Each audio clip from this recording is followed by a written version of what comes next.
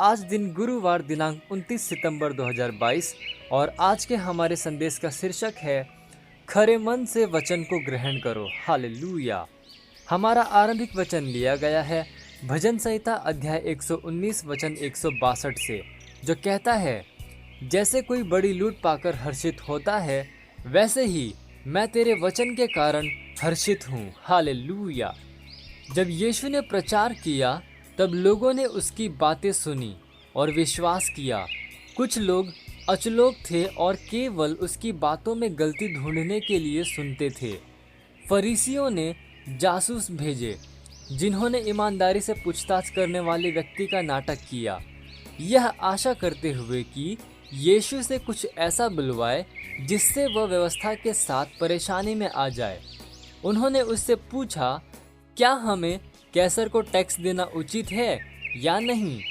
लूका अध्याय 20 वचन 22 MSG अनुवाद में आप पढ़ सकते हैं। यह सवाल एक फंदा था, लेकिन यीशु ने उनकी बेईमानी और छल को समझा, इसलिए उसने उन्हें रोमन दिनार, एक सिक्का दिखाया जिस पर कैसर का चित्र था, और कहा, जो कैसर का है वह कैसर को दो और जो परमेश्वर का है वह परमेश्वर को दो। लूका अध्याय 20 वचन 25 MSG अनुवाद में आप पढ़ सकते हैं। हालेलुया। वहाँ पर वे यीशु को सुनने, विश्वास करने और आशीष पाने के लिए नहीं थे। नहीं, वे उसे उसकी बातों में फंसाना चाहते थे। लेकिन यीशु बुद्धि का प्रत्यक्षीकरण है। हालेलुया। मरकुस अध्याय 12 वचन 13 NIV अनुवाद कहता है, तब उन्होंने उसे बातों में फंसाने के लिए कुछ फरीसियों और हेरोदियों को उसके पास भेजा। मत्ती के वर्णन में उसने लिखा, तब फरीसियों ने जाकर आपस में विचार किया कि उसको किस प्रकार बातों में फंसाए। हालेलुया। आप पढ़ सकते हैं मत्ती अध्याय 22 वचन 15 में। लूका अध्याय 20 वचन 20 कहता है, और वे उसकी ताक में लगे और भेदिए भेजे कि सत्यनिष्ठ का भेष धर कर उसकी कोई न कोई बात पकड़े, ताकि उसे हाकिम के हाथ और अधिकार में सौंप दे। क्या आप उन विभिन्न कारणों को देख सकते हैं जिसके लिए उनमें से कुछ लोग उसकी सभाओं में शामिल हुए थे? क्या यीशु यह जानता था? निश्चित ही हाँ, लेकिन उसने उनका खुलासा नहीं किया। यीशु चाहता था कि वे उसकी शिक्षाओं को सुनने के बाद स्वयं अपना मन बनाएं। आज भी ऐसा ही है। आप वचन को कैसे ग्रहण करते हैं? क्या आप इसे एक खरे मन से ग्रहण करते हैं? बाइबल कहती है, इसलिए सारी मलिनता और बैर भाव की बढ़ती को दूर करके उस वचन को दीनता, नम्रता, शालीनता से ग्रहण कर लो, जो आपके हृदय में डाला गया और बोया गया और जिसमें तुम्हारी आत्मा का उद्धार करने की सामर्थ्य है। याकूब अध्याय 1 वचन 21 AMPC अनुवाद में आप पढ़ सकते हैं।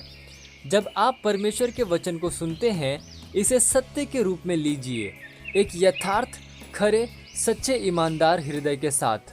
याद रखो, उसका वचन उसकी बुद्धि है। नीति वचन अध्याय 4 वचन 5 से लेकर 6 कहता है, बुद्धि को प्राप्त कर, समझ को भी प्राप्त कर, उनको भूल न जाना, न मेरी बातों को छोड़ना। बुद्धि को न छोड़, वह तेरी रक्षा करेगी। उससे प्रीति रख, वह तेरा पहरा देगी। हालेलुया। Praise Lord. ये समय है घोषणा का। आप जहाँ कहीं पे भी हैं, अपने पवित्र हाथों को उठाकर मेरे साथ ये घोषणा कर सकते हैं। बोलिए, प्यारे पिता, आपकी बुद्धि मुझ में काम कर रही है और मैं अच्छे न्याय में उत्कृष्ट होता हूँ, सही विचारों को रखते हुए और सही निर्णयों को लेते हुए मैं वचन के द्वारा उत्साहित हूँ। बुद्धि की आवाज़ को सही हृदय से सुनते हुए मैं सही उद्देश्य के लिए, आपकी महिमा के लिए सही समय पर सही बातें कहता हूँ और सही वस्तुओं को करता हूँ। प्रभु यीशु के नाम में आमीन। हालेलुया। Praise the Lord. आप अतिरिक्त अध्ययन पढ़ सकते हैं 2 कुरिन्थियों अध्याय 4 वचन 2 और पहला थिस्सलुनीकियों अध्याय 2 वचन 13 और इब्रानियों अध्याय 4 वचन 12 और याकूब अध्याय 1 वचन 21 AMPC अनुवाद से। हालेलुया। और आप एक वर्षीय बाइबल अध्ययन योजना में पढ़ सकते हैं इफिसियों अध्याय 5 वचन 3 से लेकर 21 और यशायाह अध्याय 27 से लेकर 28। और आप 2 वर्षीय बाइबल अध्ययन योजना में पढ़ सकते हैं दूसरा तीमुथियुस अध्याय 4 वचन 1 से लेकर 10 और इर्मयाह अध्याय 47। हालेलुया।